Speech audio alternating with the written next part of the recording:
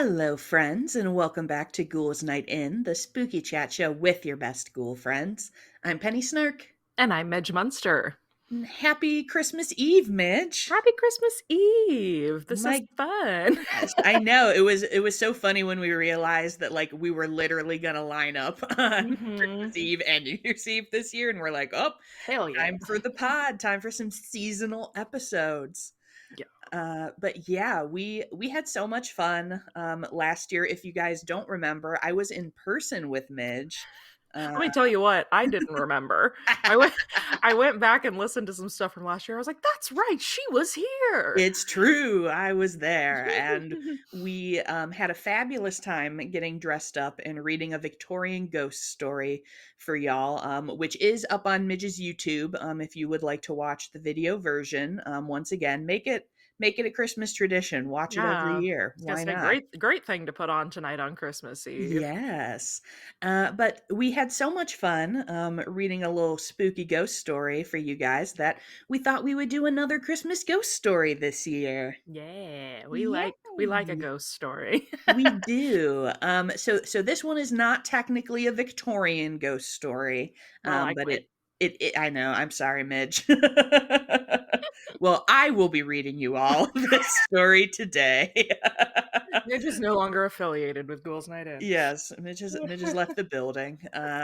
Yeah, so today we are going to read Smee by A.M. Burrage, which you might remember that has been mentioned on this podcast before. Yes. I believe it was when we were talking about parlor games and hide and seek and stuff, I think, that this came up because it is, in fact, a story about playing games at Christmas and something spooky happens. Ooh. Whoa. So just a little bit of information. A.M. Burrage is a British writer. He was born in 1899, I think. Right in there. So he's a Um, Victorian, technically. 1889, I think. So he got it, he got right right in right there. under the wire, yeah. Right under the wire. But his father and uncle were actually both writers who wrote short stories for magazines and stuff. Nice. And his father passed when he was 17, and he was like, "Well, time for me to start writing stories." Take up the So family crest, yeah. Family Crest, he got an early start. It sounds like he mostly was writing kind of pulp stories, like adventure stories for boys. There was a humorous story about a boy who dresses up to go to a girls' school and that kind of thing. Wacky adventures. Wacky But wacky since his Shakespearean stuff. yes. Since his death, his horror fiction and ghost stories have been very notable, and Smee is one of those. It was published in 1927 in January, the time that British people publish their Christmas stories, as we've discovered. Yeah. Uh, so, yeah, that is all that I had, and we are gonna go through the story today and see if we can't spook you guys. Ooh. All right. And now, Smee. Yes, it's me. No, said Jackson with a I'm already can't read. Just so you know what? So it's been said. I'm not an out loud reader. You This is do a I lovely I job, Mitch. try my best, but Penny is our ghost storyteller. So let me take that from the top. And what is that word? Deprecatory? I would say deprecatory, probably. That's a pretty wild one to put it right there in the Right first in the sentence of your first 5 words story. of the Come on, Burrage. Mhm. That was wild. Anyway, setting the tone, ghost story. No, said Jackson with a deprecatory smile. I'm sorry, I don't want to upset your game. I shan't be doing that because you'll have plenty without me. But I'm not playing any games of hide and seek. It was Christmas Eve and we were a party of 14 with just the proper leavening of youth. We had dined well, it was the season for childish games, and we were all in a mood for playing them. All that is, except Jackson. When somebody suggested hide and seek, there was a rapturous and almost unanimous approval. His was one dissonant voice. It was not like Jackson to spoil sport or refuse to do as others wanted. Somebody asked him if he were feeling seedy. Seedy. Hmm. No, he answered. I feel perfectly fit, thanks. But, he added with a smile, which softened without retracting the flat refusal, I'm not playing hide and seek. It's giving Penny. Simply not. I'm simply not doing that. One of us asked him why not. He hesitated for some seconds before replying. I sometimes go and stay at a house where a girl was killed. Chill. Through playing hide and seek. Okay. In the dark. She didn't know the house very well. There was a servant's staircase with a door to it. When she was pursued, she opened the door and jumped into what she thought was one of the bedrooms, and she broke her neck at the bottom of the stairs. We all looked concerned, and Mrs. Fernley said, How awful. And you were there when it happened? Jackson shook his head very gravely. No, he said, but I was there when something else happened. Something worse. Something worse. Something worse. I shouldn't have thought anything could be worse. This was, said Jackson, and shuddered visibly. Or so it seemed to me. I think he wanted to tell the story and was angling for encouragement. Relatable. Yeah. A few requests, which may Don't have make me seemed sing. don't make me tell you the story. A few requests, which may have seemed to him to lack urgency, he affected to ignore and went off at a tangent. I wonder if any of you have played a game called Smee. It is a great improvement on the ordinary game of hide and seek. The name derives from the ungrammatical colloquialism, it's me. You might care to play if you're going to play a game of that sort. Let me tell you the rules. Every player is presented with a sheet of paper. All the sheets are blank except one, on which is written Smee. No one knows who is Smee except Smee himself, or herself, as the case may be. The lights are then turned out, and Smee slips from the room and goes off to hide, and after an interval the players go off in search, without knowing whom they are actually in search of. One player meeting another challenges with the word Smee, and the other player, if not the one concerned, answers Smee. The real Smee makes no answer when challenged, and the second player remains quietly by him. Presently they will be discovered by a third player, who, having challenged and received no answer, will link up with the first two. This goes on until all the players have formed a chain, and the last to join it marked down for a forfeit. It's a good, noisy, romping game, and in a big house, it often takes a long time to complete the chain. You might care to try it, and I'll pay my forfeit and smoke one of Tim's excellent cigars here by the fire until you get tired of it. I remarked that it sounded a good game, and asked Jackson if he had played it himself. Yes, he answered.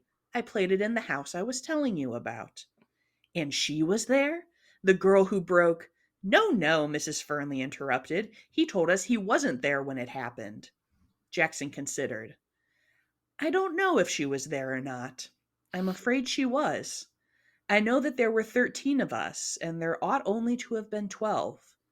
And I'll swear that I didn't know her name, or I think I should have gone clean off my head when I heard that whisper in the dark. No, you don't catch me playing that game or any other like it anymore. It spoiled my nerves quite a while, and I can't afford to take long holidays.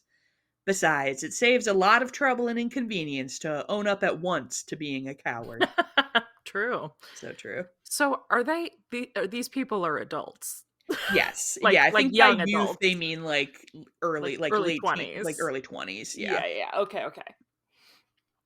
Tim Vouse, the best of hosts, smiled around at us, and in that smile there was a meaning which is sometimes vulgarly expressed by the slow closing of an eye. There's a story coming, he announced. There's certainly a story of sorts, said Jackson, but whether it's coming or not, he paused and shrugged his shoulders. Well, you're going to play a forfeit instead of playing? Pay a forfeit instead of playing. Please, but have a heart and let me down lightly. It's not just a sheer why does this keep happening to me? Cussedness on my part. Payment in advance, said Tim, ensures honesty and promotes good feeling. You are therefore sentenced to tell the story here and now. And here follows Jackson's story, unrevised by me and passed on without comment to the wider public. Some of you know, I know, have run across the Sangstons, Christopher Sangston and his wife, I mean. They're distant connections of mine. At least Violet Sangston is. About 8 years ago, they bought a house between the North and South Downs on the Surrey and Sussex border. And 5 years ago, they invited me to come and spend Christmas with them. It was a fairly old house. I couldn't say exactly what period, but it certainly deserved the epithet of rambling. It wasn't a particularly big house, but the original architect, whoever he may have been, had not concerned himself with economizing the space, and at first you could get lost in it quite easily. Well, I went down for that Christmas, assured by Violet's letter that I knew most of my fellow guests, and that the 2 or 3 who might be strangers to me were all, quote, lambs. Unfortunately, I'm one of the world's workers and couldn't get away until Christmas Eve, although the other members of the party had assembled on the preceding day. Even then, I had to cut it rather fine to be there for dinner on my first night. They were all dressing when I arrived, and I had to go straight to my room and waste no time. I may even have kept dinner waiting a bit, for I was last down, and it was announced within a minute of my entering the drawing room. There was just time to say hello to everybody, to be briefly introduced to the 2 or 3 I didn't know, and then I had to give my arm to Mrs. Gorman. I mention this as a reason why I didn't catch the name of a tall, dark, handsome girl I hadn't met before. Everything was rather hurried, and I am always bad at catching people's names. She looked cold and clever and rather foreboding, the sort of girl who gives the impression of knowing all about men, and the more she knows of them, the less she likes them. Oh, so Work, true, girl. bestie. I felt that I wasn't going to hit it off with this particular lamb of Violet's, but she looked interesting all the same, and I wondered who she was. I didn't ask because I was pretty sure of hearing somebody address her by name before very long. Unluckily, though, I was a long way off her at the table, and Mrs. Gorman was at the top of her form that night, so I soon forgot to worry about who she might be. Mrs. Gorman is one of the most assuming women I know, an outrageous but quite innocent flirt, with a very sprightly wit which isn't always unkind. She can think of half a dozen moves ahead in conversation, just as an expert can in a game of chess. We were soon sparring, or rather, I was covering against her ropes, and I quite forgot to ask her in an undertone the name of the cold, proud beauty. The lady on the other side of me was a stranger, or had been until a few minutes since, and I didn't think of seeking information in that quarter. There was a round dozen of us, including the Sangstons themselves, and we were all young or trying to be. The Sangstons, the Sangstons themselves were the oldest members of the party, and their son Reggie, in his last year at Marlborough, must have been the youngest. When there was talk of playing games after dinner, it was he who suggested Smee. He told us how to play it, just as I've described it to you. His father chipped in as soon as we all understood what was going to be required of us. If there are any games of that sort going on in the house, he said, for goodness sake, be careful of the back stairs on the first floor landing. There's a door to them, and I've often meant to take it down. In the dark, anybody who doesn't know the house very well might think they were walking into a room. A girl actually did break her neck on those stairs about 10 years ago when the Ainseys lived here. I asked how that happened. Oh, said Sangston, there was a party here one Christmas time, and they were playing hide and seek, as you proposed doing. This girl was one of the hiders. She heard someone coming, ran along the passage to get away, and opened the door of what she thought was a bedroom, evidently with the intention of hiding behind it while her pursuer went past. Unfortunately, it was the door leading to the back stairs, and that staircase is as straight and almost as steep as the shaft of a pit. She was dead when they picked her up. We all promised for our own sakes to be careful. Mrs. Gorman said that she was sure nothing could happen to her, since she was insured by 3 different firms, and her next of kin was a brother whose constant ill luck was a byword in the family. You see, none of us had known the unfortunate girl, and as the tragedy was 10 years old, there was no need to pull long faces about it. Sure. Well, we started the game almost immediately after dinner. The men allowed themselves only 5 minutes before joining the ladies, and then young Reggie Sangston went round and assured himself that the lights were out all over the house, except in the servants' quarters and in the drawing room where we were assembled. We then got busy with 12 sheets of paper, which he twisted into pellets and shook up between his hands before passing them round. 11 of them were blank, and Smee was written on the 12th. The person drawing the latter was the one who had to hide. I looked and saw that mine was a blank. A moment later, out went the electric lights, and in the darkness, I heard somebody get up and creep to the door. After a minute or so, somebody gave a signal, and we made a rush for the door. I, for one, hadn't the least idea which of the party was Smee. For 5 or 10 minutes, we were all rushing up and down passages and in and out of rooms, challenging one another and answering, Smee? Smee! After a bit of the alarums and and excursions died down, and I guessed that Smee was found. What? I didn't read that right. Eventually, I found a chain of people all sitting still and holding their breath on some narrow stairs leading up to a row of attics. I hastily joined it, having challenged and been answered with silence, and presently 2 more stragglers arrived, each racing the other to avoid being last. Sangston was one of them.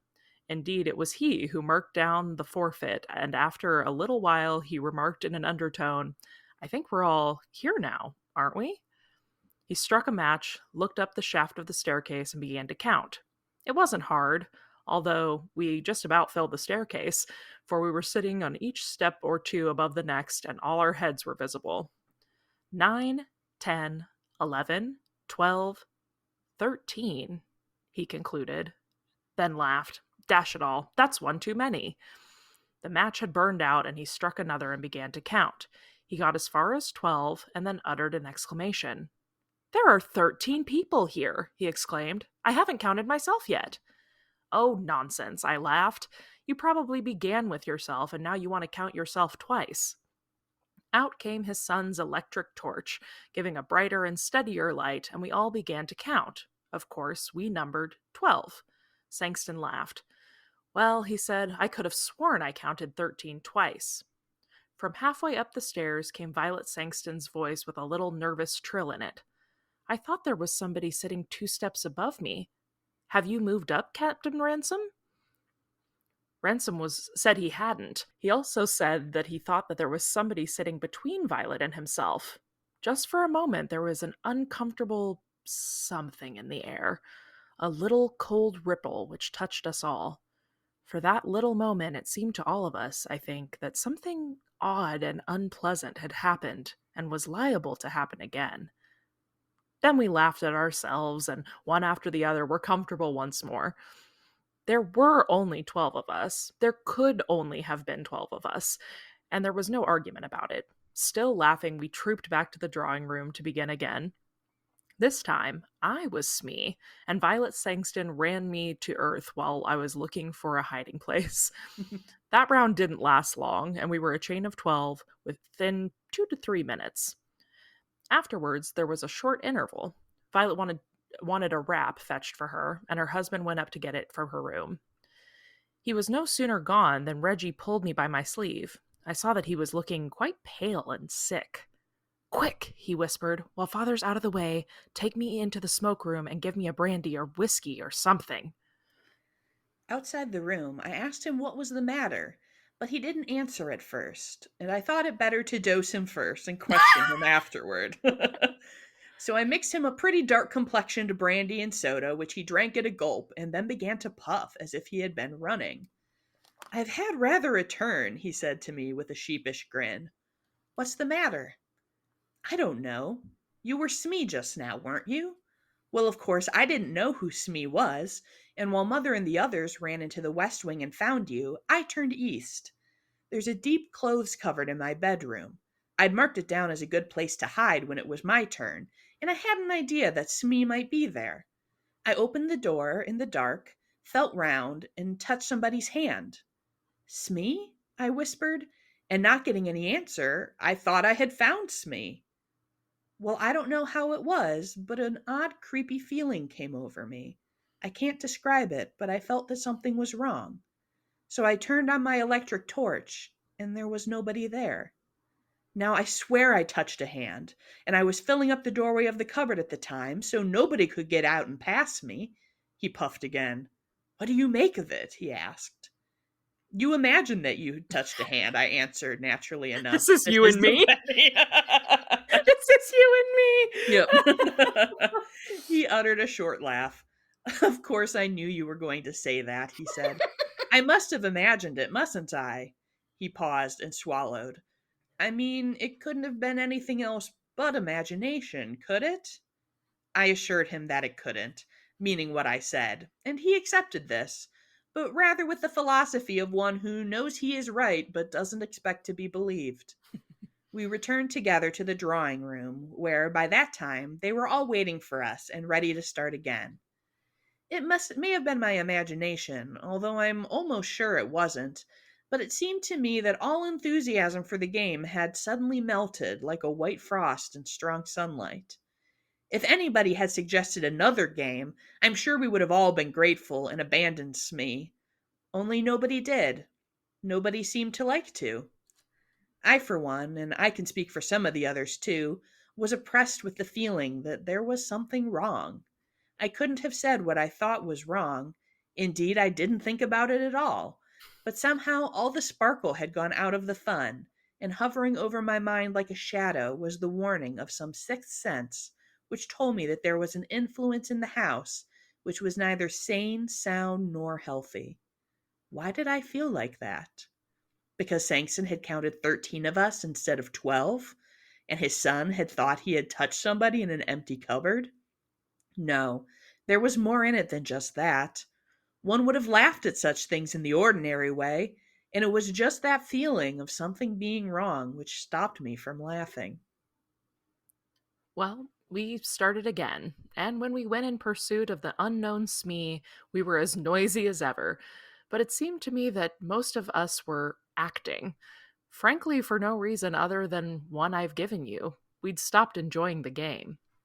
I had an instinct to hunt with the main pack, but after a few minutes, during which no Smee had been found, my instinct to play winning games and be the first if possible set me searching on my own account.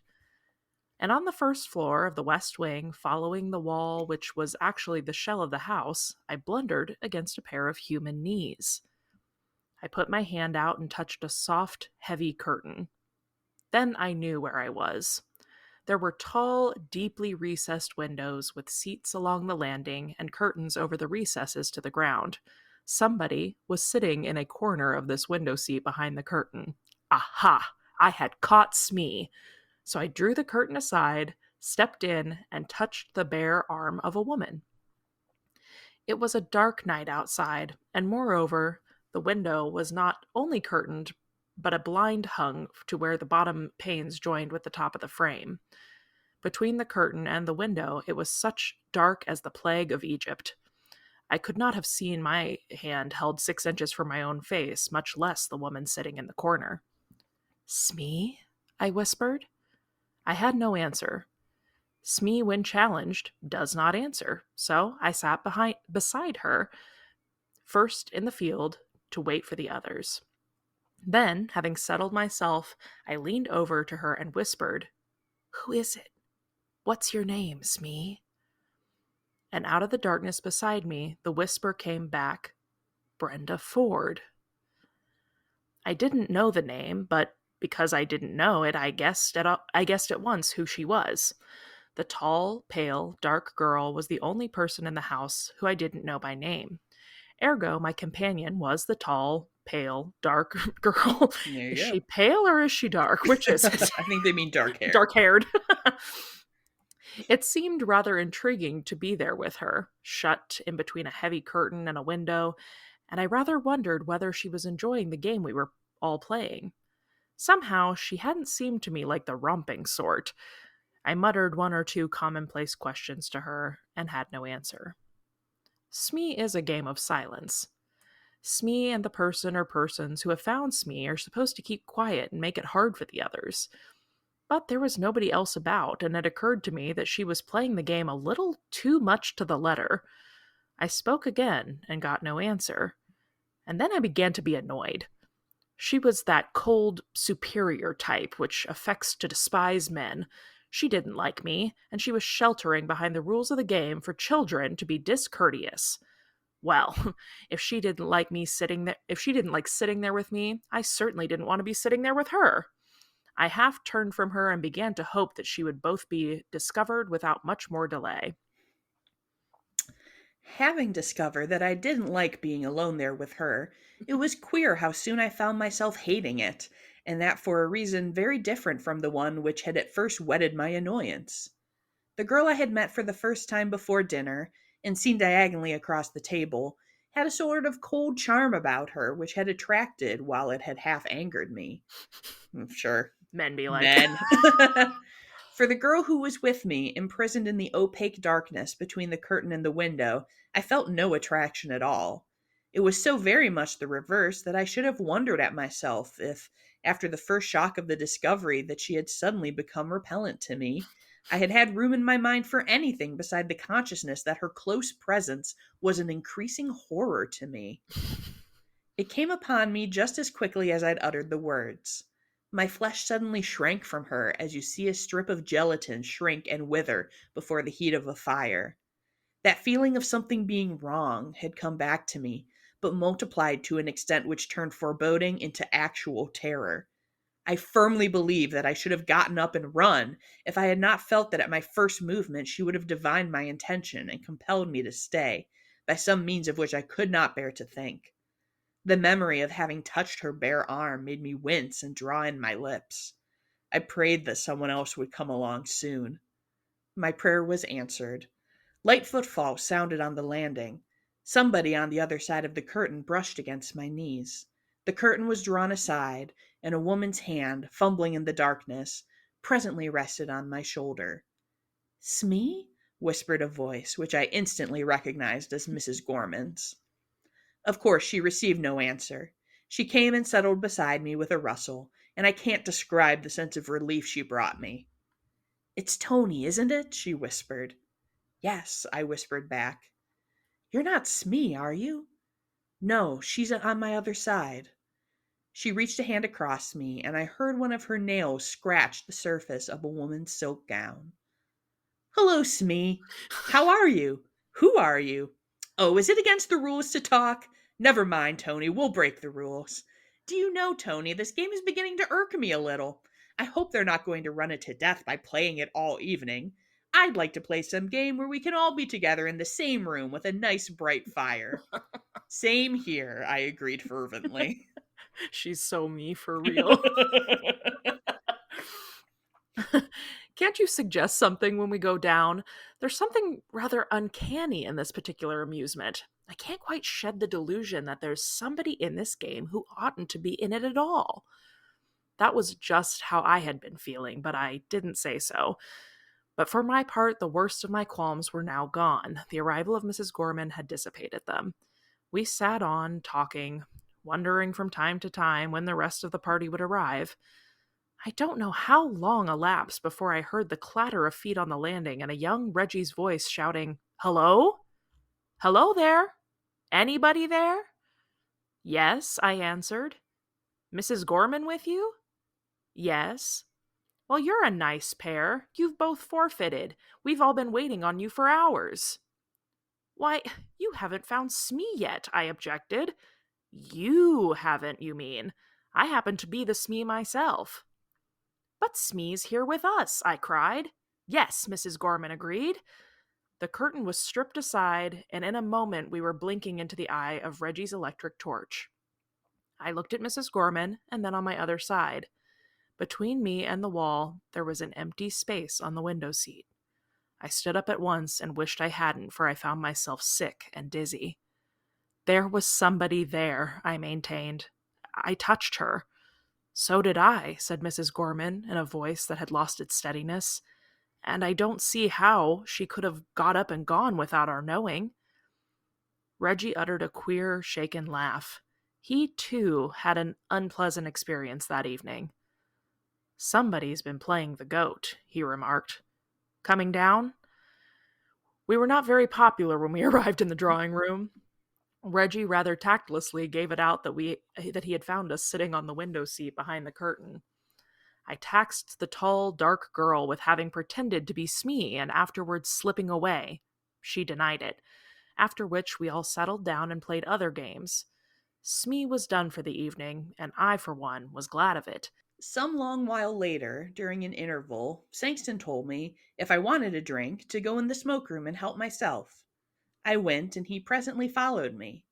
I could see that he was rather peeved with me, and the reason came out during the following minute or two. It seemed that, in his opinion, if I must sit out and flirt with Mrs. Gorman, in circumstances which have been considered highly compromising in his young days, I needn't do it during a round game and keep everybody waiting for us. But there was somebody else there, I protested. Somebody pretending to be Smee. I believe it was that tall, dark girl, Miss Ford, although she denied it. She even whispered her name to me. Sankston stared at me and nearly dropped his glass. Miss who? He shouted. Brenda Ford. She told me her name was. Sankston put down his glass and laid a hand on my shoulder. Look here, old man, he said. I don't mind a joke, but don't let it get too far. We don't want all the women in the house getting hysterical. Brenda Ford is the name of the girl who broke her neck on the stairs playing hide and seek here 10 years ago. Ah, the Ooh. end. That is a good story. I Yeah, like that's a that pretty one. spooky one. I simply would not participate in this game.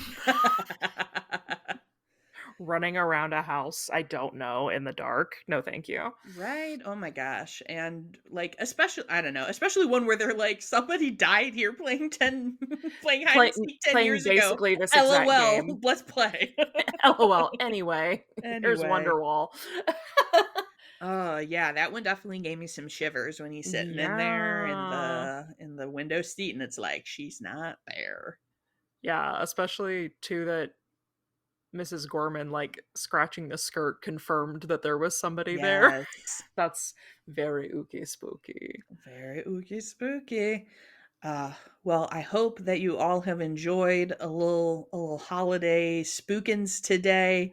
Um, if you are celebrating Christmas, we hope you have a very merry one. And we will be back next week with our year in review. Yes, we are very excited to wrap up the year, but until then, have a very spooky Christmas if you celebrate, and we look forward to seeing you again soon. Yes. So if you enjoy the pod, please do give us a follow at Ghouls Night In Pod. And if you are looking for myself, you can find me at Penny Snark. And you can find me all over the web at Midge Munster. And until next time, goodbye.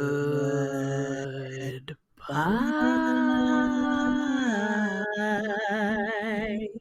Smee? Smee!